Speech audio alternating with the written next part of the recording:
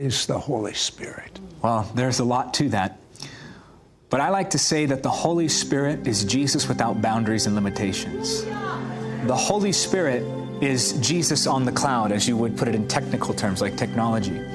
The Holy Spirit is the one who gives us boldness to evangelize. Think about what he did with Peter in Acts chapter 2. The same man who denied Jesus now boldly proclaiming the gospel. And for every time he denied Jesus, 1,000 people came to the Lord. Think about the Holy Spirit and how he stirs faith within the soul, causing us to believe for the miraculous in ways that we would not have otherwise believed.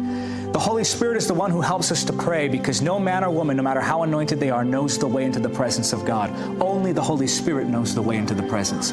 And so in prayer, he guides us. In worship, he reveals Jesus and makes him real, causing our hearts to be stirred and burn with holy fire to where we cannot contain that passion that overflows with us as adoration of Jesus.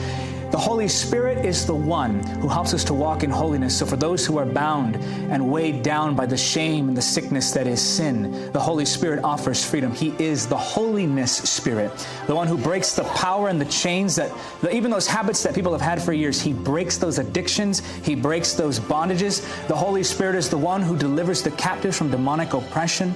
The Holy Spirit is the one who moves in us and gives us revelation of the Word. Sometimes when we read the Word, we're saying, I just want to see Jesus. He causes the information of the Word to go from just information to revelation, and revelation brings transformation.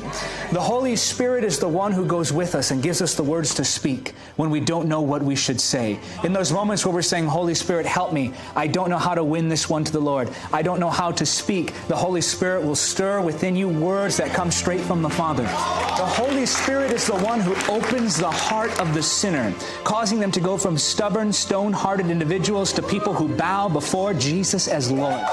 The Holy Spirit is the one who anoints us for ministry and appoints us into the call of God. He takes ordinary lives and makes them lives that transform the world. I like to say that a single moment spent in the presence of the Holy Spirit can transform your life, but a life spent in the presence of the Holy Spirit can transform the nations. The Holy Spirit is that something more. He's that deep stirring. What was it, do you think, that caused the martyrs to lay down their lives and say, take my blood, we want to preach the gospel. Jesus is Lord. That's the Holy Spirit stirring the love of God in that heart, shedding the love of God abroad in our hearts. The Holy Spirit is the one who gives us all the promises of the Father. The Holy Spirit is the one who causes us to walk in the perfect will of God, not by the day, not by the hour, but down to the millisecond like